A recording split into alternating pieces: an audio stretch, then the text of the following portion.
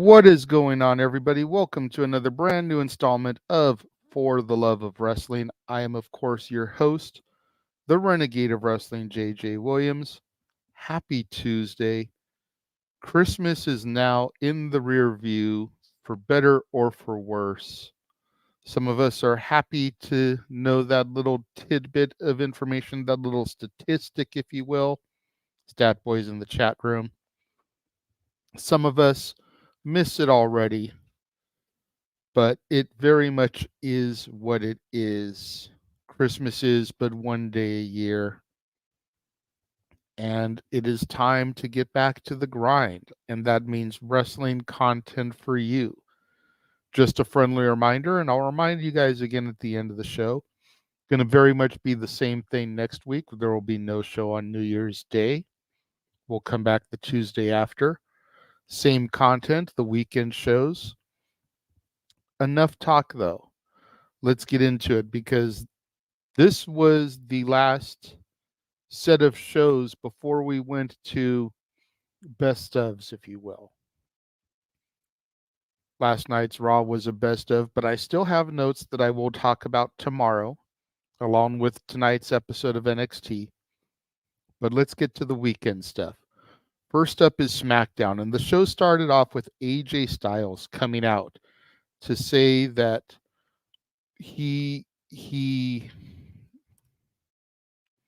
sorry, it's a little bit darker than normal in my room here today, even with all the lights on.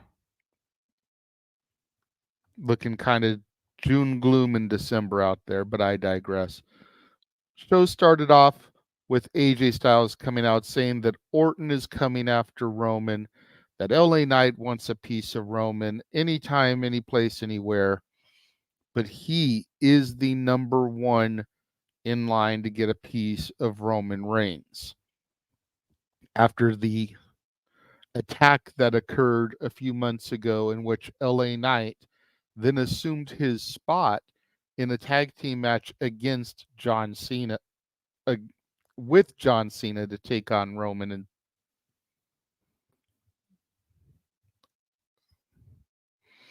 in any event, I'm out of it today, guys. I apologize. I was telling Jeff in private chat, it's one of those days where you know you got to get back to business, but you've had so many days off you don't feel like getting back to business. So forgive me as I try to get back into the swing of things here. LA Knight came out to the ring, and he points out that AJ Styles, was the one, got taken out. He got put in the thing like I was just talking about. And all of that led to LA Knight getting a title shot against Roman Reigns, something AJ hasn't had yet during this remarkable 1,200-day run. And Orton then comes out talking about how he's missed 18 months of action thanks to the bloodline. And LA Knight kind of points out the fact that both Styles and Orton have been taken out by the bloodline, but he has not yet. Yeah, he lost a match to Roman, but he was never attacked by the bloodline. He was never eliminated by the bloodline. So at this point, it makes him pretty much invincible. Nick Aldis comes out and says that on SmackDown New Year's Revolution, which we will be covering across the multiverse of media, it will be a triple threat match between Randy Orton, AJ Styles, and LA Knight to see who gets the shot at Roman Reigns at the Royal Rumble.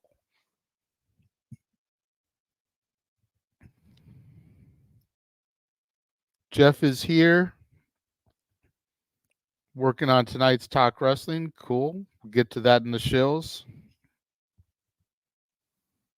Statboy says they all have a legit battle for Roman. I'm expecting a 6-man tag. I wouldn't be surprised to see that. Of course, that means Roman would actually have to show up for work. We then had an 8-woman tag match. I believe they were calling this Holiday Havoc, just to give it some kind of goofy name to market it under. And we had Bianca Belair, Shotzi Blackheart, Zelina Vega, and Mia Yim taking on the Damage Control contingent of Asuka, Bayley, Io Sky, and Kairi Sane.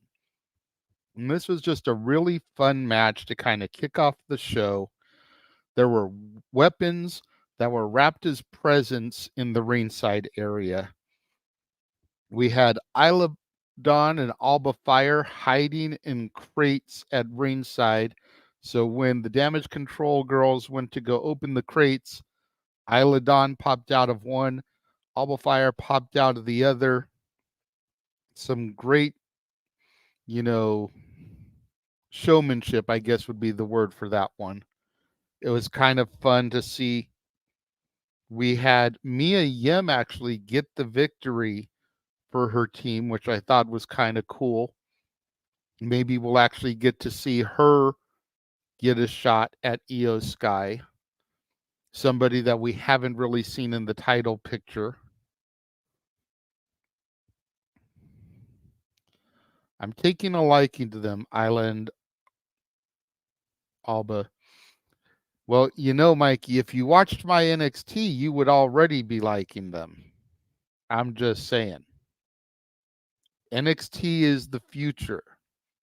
It's like watching the ECHL or AAA ball. You get to see the stars before they're the stars. And you get to see the stars that need to rehab themselves before going back to the team.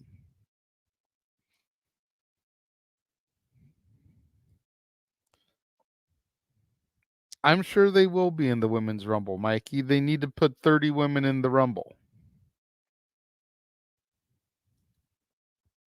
We then go backstage to Jimmy and Solo.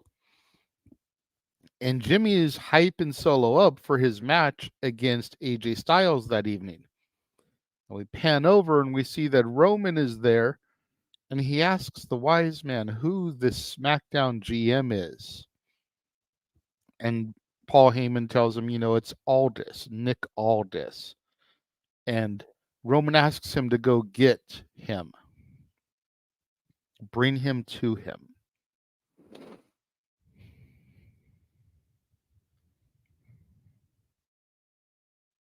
This. Right here.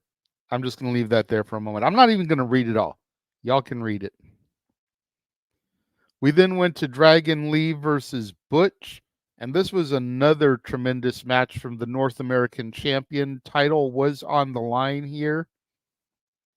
Butch brought the fight in this fast-paced, hard-hitting encounter. However, Dragon Lee was able to get the victory, and a show of respect between the two men was executed post-match.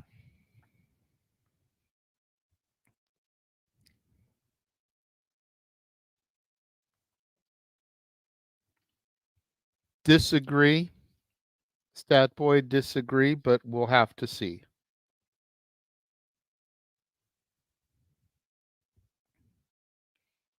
We then had Aldis and Roman Reigns backstage in a segment, and Roman attempted to kind of throw his weight around to Nick Aldis. You made these matches, but you didn't clear it by me first.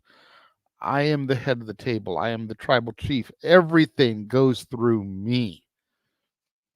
And Nick Aldis is like, yeah, no. I'm the sheriff in town. I am management. Roman Reigns said that Adam Pearce understood all this, and Aldis is like, well, Adam Pearce is like middle management. I am upper management. And Aldis said that, he's kind of looking forward to having more of these kind of conversations with Roman Reigns. However, it's, good to meet him and all this kind of junk. We then go to Kevin Owens versus Mello. Hold on, chat room's going through here things. Jeff saying Solo doesn't need the Iron Man spot in the Rumble, but I wouldn't necessarily be surprised if it happened. I don't think it's going to happen. I think either Gunther is going to get it again or they're going to give it to somebody else. Maybe Cody. You know, since Cody came out last year at number 30, I wouldn't be surprised if he comes out this year at number 1. The spot with Roman and Nick was so much fun for different reasons, especially those of us on Team JMN. Yeah, absolutely. So then we go to the number 1 contendership tournament to see who's going to get a shot at Logan Paul and the United States Championship, and it was Kevin Owens versus Carmelo Hayes. And this was another one, man. Hard-hitting contest and a valiant effort by Melo. On this occasion, Melo did miss. However, for his second match on the main roster, still a hell of a showing. Would not be surprised to see him get drafted this coming year.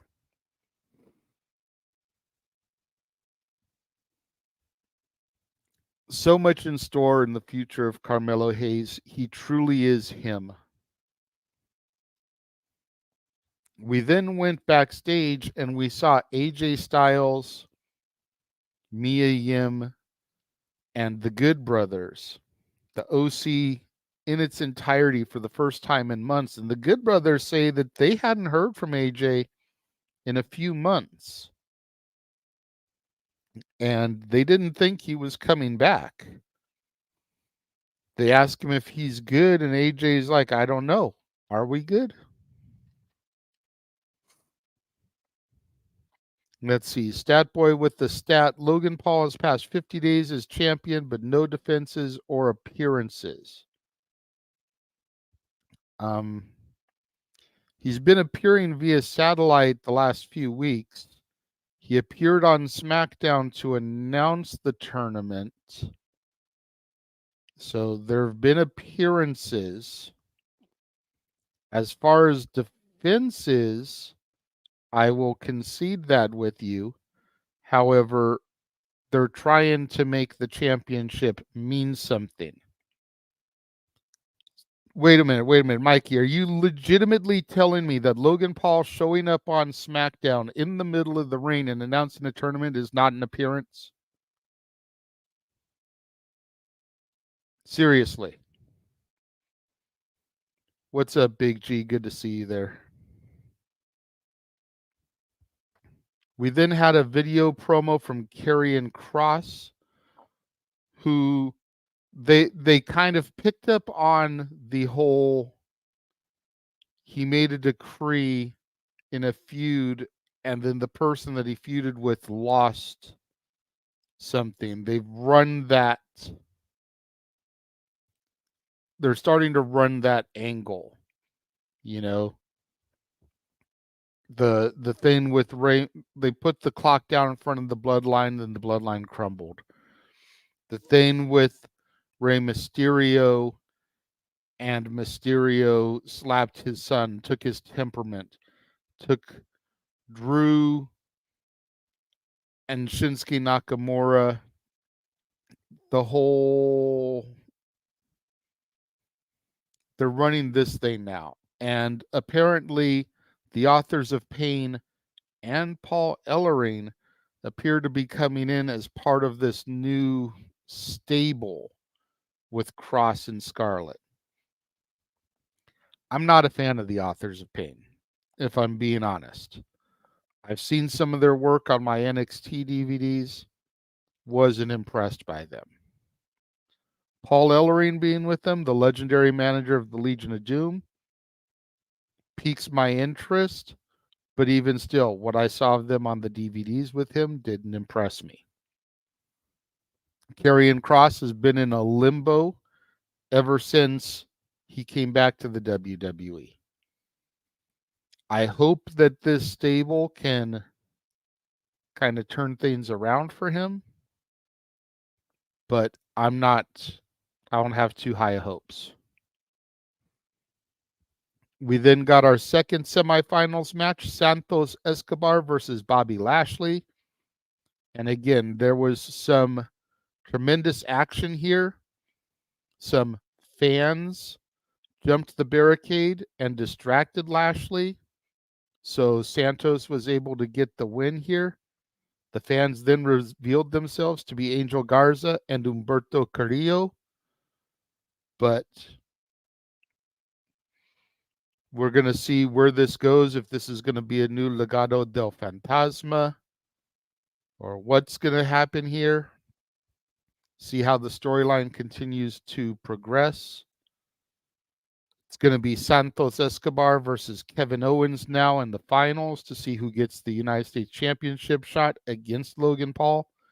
The story here obviously is for Santos to get it because Rey Mysterio took his original title shot and then became a champion. So we'll see what goes on here. I really don't want KO to get the title shot. Nothing against KO. Love KO. But that's not the story.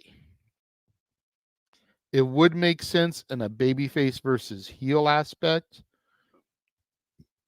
But Santos's whole story is about trying to get that United States title shot back. So I feel like there's more there with Santos and Logan. Let's see here. Big G says that he wasn't a fan of AOP either. Stat Boy says statement retracted about the other thing. Jeff, I disagree with you on the Authors of Pain. I hope so bad that it was indeed the AOP and Paula Lorraine. These MFers are too good with so much untapped potential, as are Cross and Scarlet. I agree with you on Cross and Scarlet. What I've seen on about Authors in Pain just didn't impress me.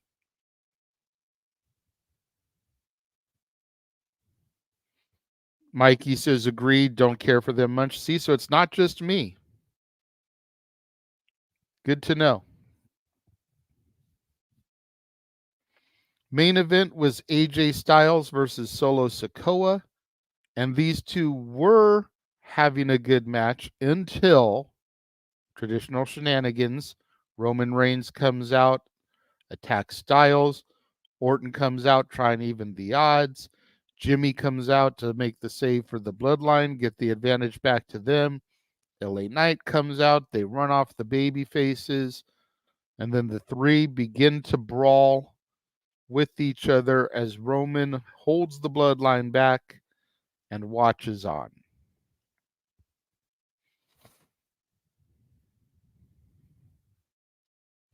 Liking these potential faction battles developing. AOP with Cross, Carlito and Garza.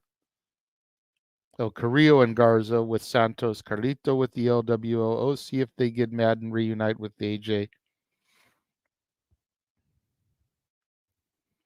Does AJ need the OC? No. AJ Styles doesn't need the OC. The OC needs AJ. AJ has always been a guy that can stand on his own.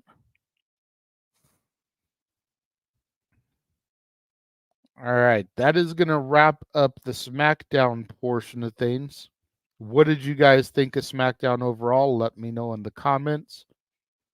I'll be back in just about 30 seconds. Get your screenshotters ready. This is how you can find and follow all the members of the Jeff Meacham Network Multiverse of Media.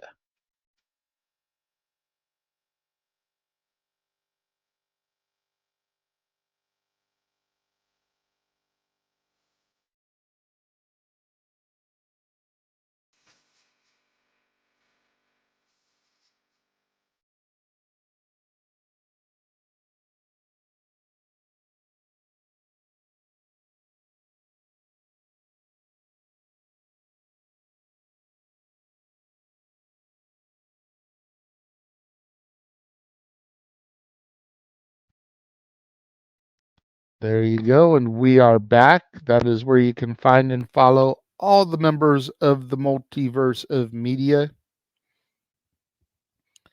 Statboy says, overall good show to end 2023. Jeff says shenanigans with the bloodline involved. The bloodline's opponents fighting amongst themselves. Imagine my surprise. That's fair. That's fair. I'll give you that. We're now going to transition over to the AEW portion of things.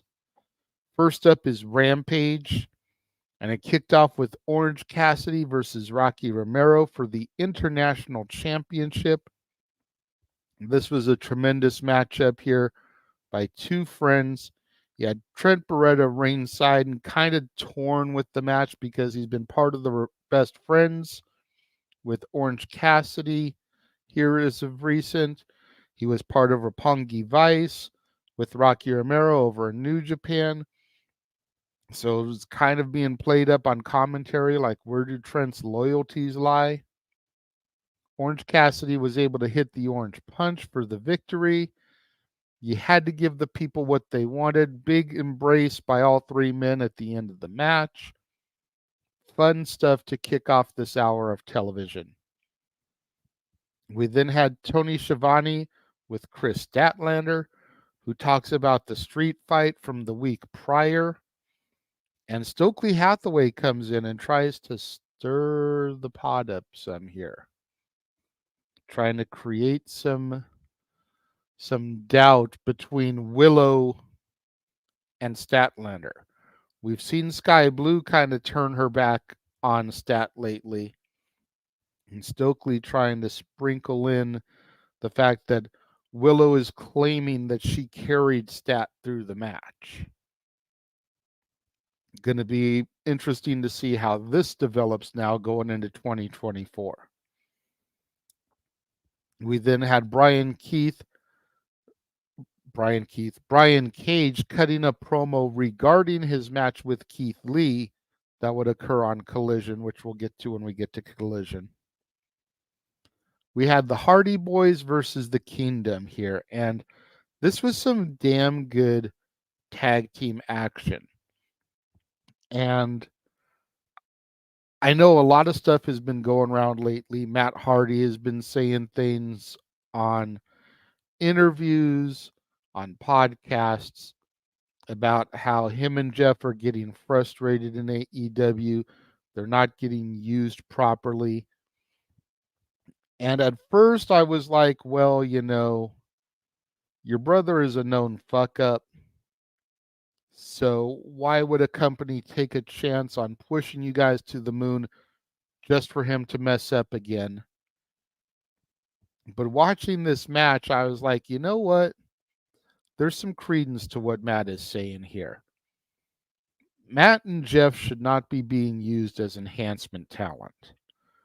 They should not be getting used to put every single other tag team on the roster over. They should be getting at least a moderate push, 50-50 booking here, to where you could maybe believe them down the road becoming AEW tag champs and adding that accolade to their resume. But for whatever reason, man, it just seems like they are being used as enhancement talent, and that's not right for someone of this legendary stature. They need to do better. We then had Ruby Soho backstage with Renee Paquette, who asks if Ruby has spoken to Saraya since her loss to Riho the week prior. And Cool Hand Ange comes in. And, they get their little giddy school kid flirtation going here. And Ange goes out on a limb. He asks Ruby if she'd like to go out for a drink that evening. And here comes Saraya. Ruin the moment. Tells Ruby that she's sorry, that she gives this her blessing. Tells her to go get ready, whatever. And then turns to Ange and just Harvey Dent Two Faces, just like flips it. There's got to be an ending to this in the not so distant future. Hopefully, World's End. We will have to see, though. We then had Sky Blue versus Queen Aminata. And I was enjoying the new intensity here from Sky Blue. She used the Dragon Sleeper to make Queen Aminata tap. This was a fun but short women's match. Couldn't give it too much time because the hour format. But still, this was a great showing by the new and improved Sky Blue. Main event for Rampage was El Hijo del Vikingo versus Black Taurus. And this was a good, fast-paced lucha match, just like you would expect. No surprises here, really.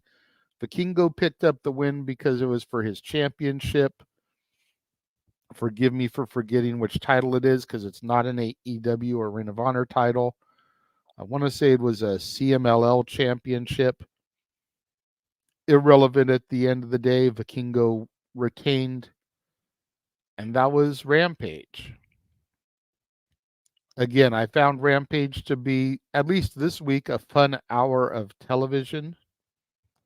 What did you guys think of this week's episode of Rampage? Let me know in the comments, and we will be right back in about 40 seconds after we show you all the upcoming specials that will be coming to you via Open Mic Night in the next year.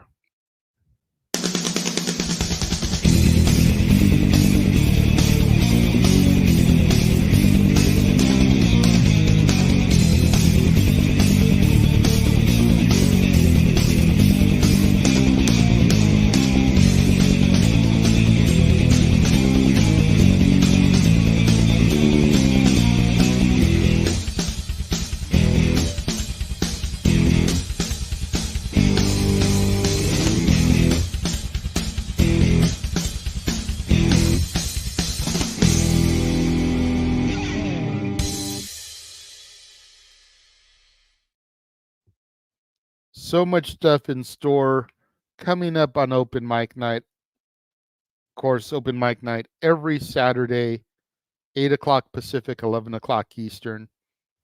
We still have quite a bit of game shows to figure out and book for the non-karaoke months.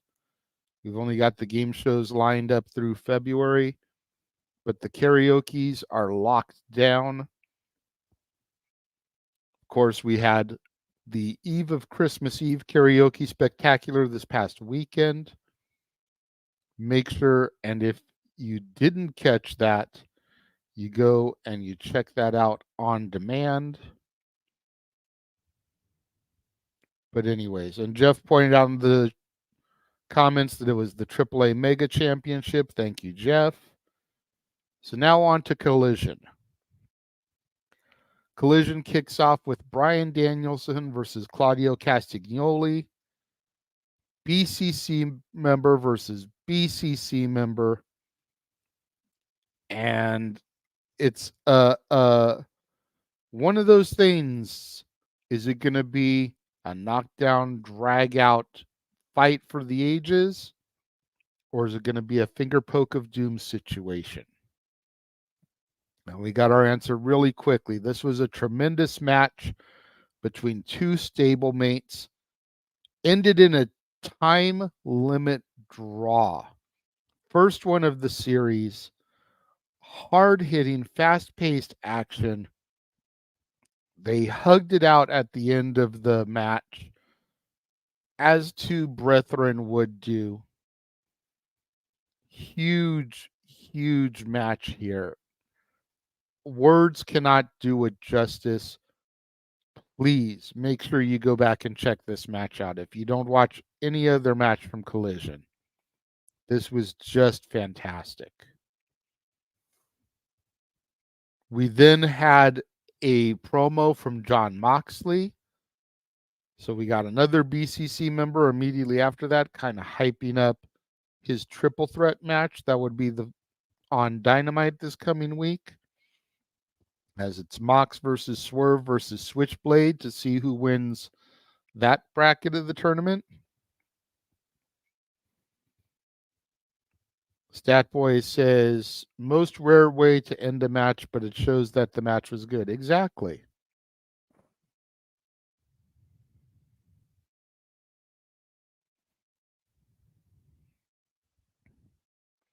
We then had trios action, Top Flight and Action Andretti versus the Acclaimed and Daddy Ass. And this was a fun 6-man tag. Nice way to kind of segue from the serious action of Claudio versus Danielson, move into a fun little 6-man tag here. Top Flight, Action Andretti will get their time in the sunshine. It just wasn't their day on this occasion, as the Acclaimed and Daddy Ass retained. Again, just a fun match all the way around here. We then had a Hook promo regarding his FTW championship match against Wheeler Yuta, saying that we'll do it in his home of New York. I missed the part where they specified if this is going to be at the pay-per-view, at Nassau, or if this is going to be on Dynamite Rampage Collision leading into the pay-per-view. But in any event, it will be this coming week, Hook versus Wheeler Yuta. We then had Brian Cage versus Keith Lee, and this was some big meaty men slapping meat. They just beat the crap out of each other here. Keith Lee got the victory, and he says that he has a house to tear down, brick by brick. Obviously alluding to Swerve Strickland, whose house, Swerve's house. Finally getting back to that program after all this time in a stutter step. We then had a timeless Toni Storm interview, and she's talking about Riho. Mariah May says that she's finally gotten her American wrestling license, and her first match will be coming up soon. She asks Toni for some advice, and Tony's like, I didn't hear a word you said, darling. I was playing to the camera. Just some more great stuff here from Timeless Toni. Honestly, one of my favorite gimmicks in AEW right now. Timeless Toni is just killing it, as are Julia and Sky. The women's division in AEW has just got so much promise. They just need to get booked better.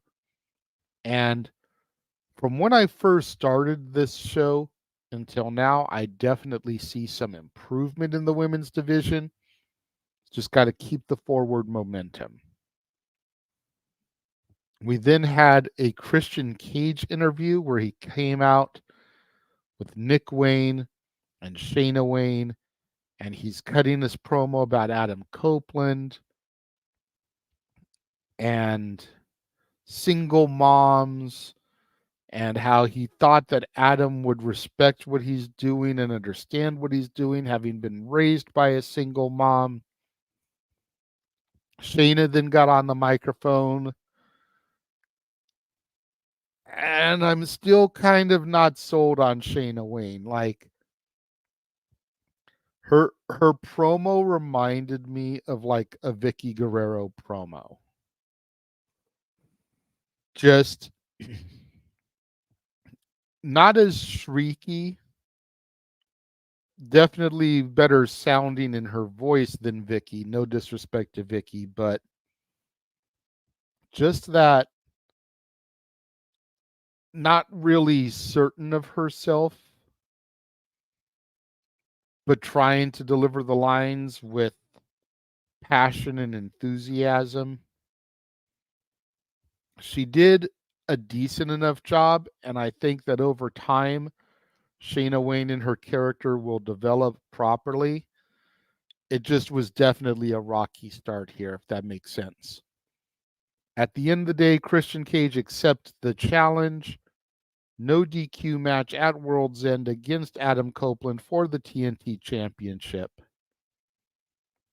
We then had a Ricky Starks and Big Bill promo, and they're talking about the Golden Jets and how they think that Omega and his diverticulitis is a fail illness. Big Bill says that, his cousin or whatever has got gingivitis and it'll, you know, he's just fine. Jericho comes in, says that he's got a contract and will get his title shot some way, shape, or form. It's going to be interesting to see where they go with this now that Kenny is going to be out for a while. Again, we discussed this last week, I think. Is Jericho going to be able to get a different partner? Do the Golden Jets just have to wait until Kenny comes back?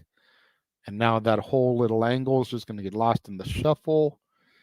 It's going to make for interesting storytelling here. Jeff says, I'll have to go back watch the AEW shows based on what I heard and what you've said here today. Friday and Saturday were just so bonkers. Totally get you on that. The itis makes a medical term a lot worse. Agreed. The only itis any of us need to worry about this week was post-meal, and if you know, you know. Absolutely. You too will get this. Other people may not get this, but I showed Natalie while she was here the Boondocks Christmas episode. I did.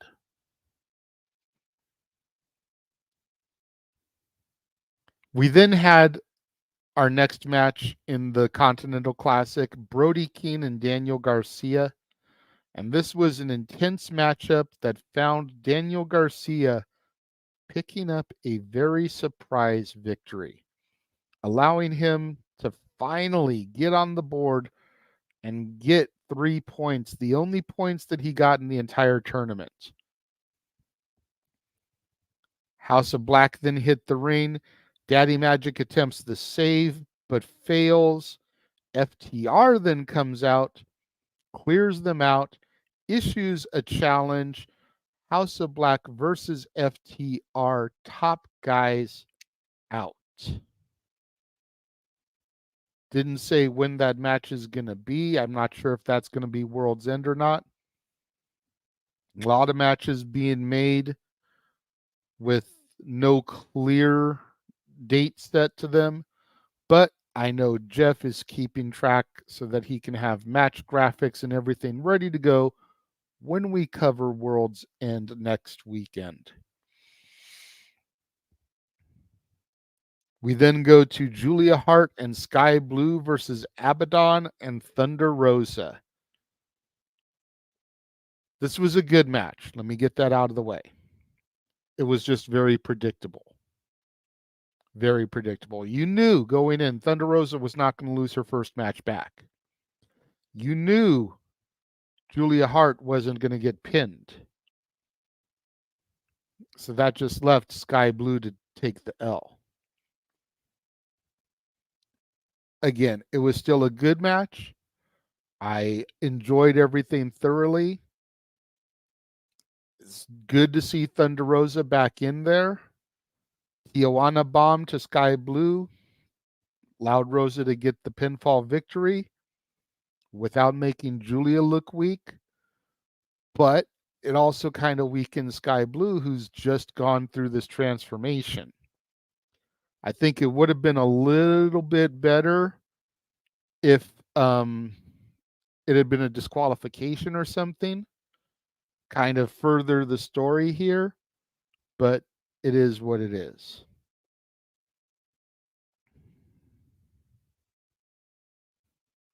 I just know the itis hit me like a truck on the 24th, but like a train yesterday. I feel that. Josh says, feel better, Bossman Meech. I don't think Josh knows what the itis is. Sky can take all the L's they want to throw at her looking like that. She's a continual W. You're onto something there, Meacham. You are onto something. Main event was Eddie Kingston versus Andrade El Idolo. And this was a decent main event. I mean, honestly, I felt like it was the weakest of the 3 Continental Classic matches put on here on Collision. But I'm sure part of that is just my bias against Eddie Kingston, and I'll own that. I will completely own that. I do feel both men put up a hell of a fight. Eddie was able to pick up the victory here. Danielson came out post-match and kind of went face-to-face with Kingston because it's going to be Eddie Kingston versus Bryan Danielson to see who moves on to the finals here. Good match. And that basically will wrap up the Collision talk today. What did you guys think of Collision? Let me know. Leave your thoughts in the comments. We're going to run our final commercial break for this episode. I'll show you all the updated watch-alongs that'll be coming to you across the multiverse of media. Kicking off with World's End this Saturday. We will be right back in about 40 seconds. 3, 2, 1.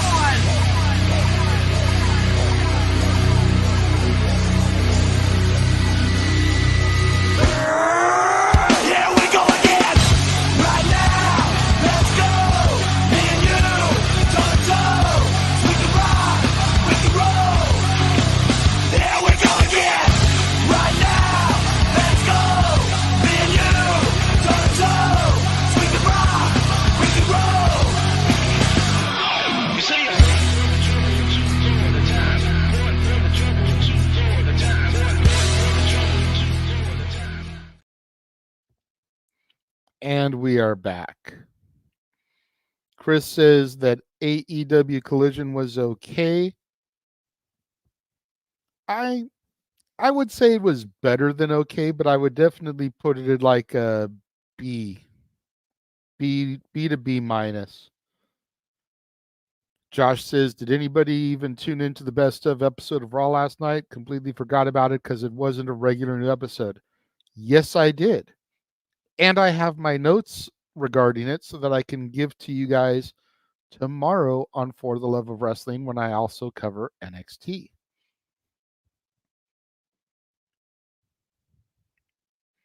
So that's going to just about wrap it up if there's no super chats or anything to steer the conversation. Got a lot of things here to show for today. First of all, as we said earlier, if you missed it, please go back into the archives. Available on demand. The Open Mic Night Eve of Christmas Eve Karaoke Spectacular, the second annual, is available on demand across the multiverse. You can find it on the Jeff Meacham Network, on the Casa D18 Studios, Greg Cherry's brand, Jay Hebert Studios, Simple Man brand. It was just a fun night of all of us yahoos singing Christmas songs. Plain and simple. You can also go back on demand and find me and Jeff discussing the top 10 Christmas songs about Santa Claus. That was Dad's Not Always on Wrestling for yesterday. Such a good show. We got our stuff in roughly an hour. Also dropped yesterday, Noah and I with our coverage of the Flair Steamboat trilogy. Noah and I sat down and watched all 3 matches. We called the action. The simple man with the spectacular voice and the love for professional wrestling, damn it, had never seen those matches before. So watching them with him, seeing them for the first time, getting his guttural, instinctual reaction was so awesome. Let's see, we got Josh saying, hope everybody had a blessed and Merry Christmas. Let the real Christmas season now begin for the next 12 days or until February 2nd, like me. It was a lot of fun, and I got to see my favorite. Let's see. CM Punk, the GOAT. CM Punk's name is bigger than AEW. I am more than low-key proud that the last two dads timed out at only just over an hour each. Yeah, that was definitely a little bit different for us. Now, normally on Tuesdays, I would be sitting here plugging Statboy Sports Bar featuring Dory Lou. However, the bar will be closed today for the holidays. Statboy Sports Bar will return January 2nd, 3 o'clock Pacific, 6 o'clock Eastern. And you're reading that right. Come January 1st, it will be rebranded back to Stat Boys Sports Bar. Reason being, Dory Lou has had a lot on her plate lately, and we don't want to make her feel like she is obligated to be here each and every week. She still will very much be a part of the show. She will still very much help Stat Boy with his statistic taking and his notes. If she happens to be off on Tuesday, she will be in the sports bar to help him and co-host with him. However, if she has to work, priorities over passions. We don't want her to feel stressed out and, putting a whole lot of extra weight on her shoulders just because she cannot be there that week and feel like she's letting me down, Jeff down, etc. So we're just rebranding it back to Stat Boy Sports Bar. Makes it a lot easier. It takes away the possibility of being, fans getting angry at us for false advertising Dory Lou, all that type of stuff. It's just a business thing. But Dory Lou will still very much be involved. Yeah, absolutely. We love you, Dory Lou. And Jeff hit it right on the nail, trying very hard to relieve the pressure on all of us in 2024 and beyond. It's basically what it comes down to. However, tonight in Stat Boy's place, the good, the bad, and the ugly of 2023 on Talk Wrestling with Jeff Meacham. So, what exactly is the good, the bad, and the ugly of 2023? You're going to have to tune in at 4 o'clock Pacific, 7 o'clock Eastern to find out. Of course, all this is going to lead up to Open Mic Night episode 100. This Sunday, 8 o'clock Pacific, 11 o'clock Eastern. Plenty of special guest surprises, coast to coast countdown, some highlights. The end of the 4th year for the Jeff Meacham Network, kicking off year 5. I'm going to go ahead and throw it out there right now. I apologize in advance if there aren't as many highlights as there were last year. Last year, James was able to do the open mic night ones, and I just focused on the dad's ones. This year, in James's absence, I've been trying to go through the archives, watching both shows so that I can come up with highlights, and I don't have the time to try to get everything. I have the show, I have work. Traditionally, granted they're out for the next couple weeks, but I've got to get the kids to and from school. I just don't have time. Plus, I've got to watch wrestling each day so I can take notes for this show. I don't have the time to get through everything. So if there aren't as many highlights as there were in the past, I apologize. And then we've got all this. Beginning January 1st, so much content. Talk Wrestling with Jeff Meacham, the No DQ Year-End Awards, Day 1, For the Love of Wrestling, Stat Boy Sports Bar, New Year's Evil NXT, Greg Cherry Show, Wrestle Kingdom, Meech's Musings, Smackdown, New Year's Revolution, Open Mic Night. All that content is just week 1. It is going to be insane. Yeah, WWE over here trying to compete with us. And I appreciate that, Jeff, to see what you can do to try to help get some stuff compiled. Yeah.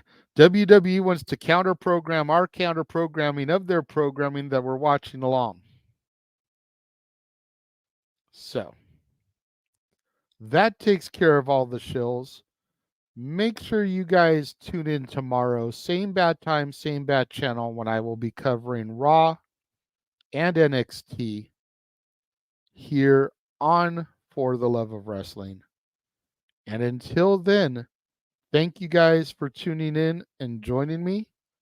And I will see you guys tomorrow. The Jeff Meacham Network's Multiverse of Media. For over 15 years, the recognized symbol of excellence and the standard bearer in coverage of sports and entertainment. Thank you, JJ. Appreciate you.